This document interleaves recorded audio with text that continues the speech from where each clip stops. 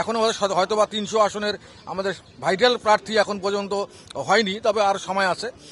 এই সময়ের আগে হয়তো মনোনয়ন কিনলে বোঝা যাবে যে কোন কোন প্রার্থী শুধু হলে হবে না, প্রার্থীকে নির্বাচনে কমপ্লিট করার জন্য তার সে দক্ষতা আছে কিনা, তার জনপ্রিয়তা আছে কিনা, সব যাচাই করে আমরা কিন্তু মনোনয়ন দিচ্ছি।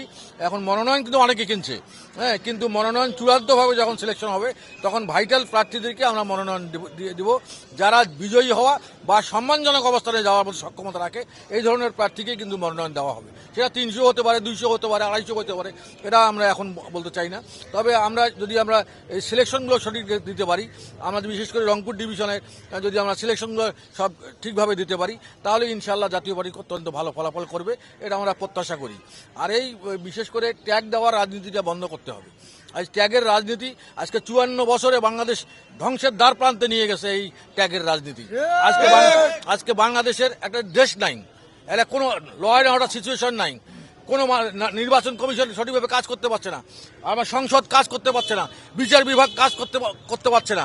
এখন মবের সংস্কৃতি চালু হয়েছে, মব করলাম, 200 জন ছেলেপেলে নিয়ে গেলাম, যা খুশি তাই করলাম, ডিসির কাছে তারা কাজ করতে বাধ্য করাচ্ছে, সব জায়গায় একটা অচল অবস্থা। দেশে কিন্তু এই স্বাধীনতার পর থেকে আজ পর্যন্ত অনেক সরকার পরিবর্তন হয়েছে, কিন্তু আজকে যে অচল অবস্থা সৃষ্টি হয়েছে এটা অত্যন্ত দুঃখজনক, এবং এখান থেকে বাংলাদেশকে ঘুরে দাঁড়াতে গেলে আরও 20 বছর সময় লাগবে বলে আমি মনে করি।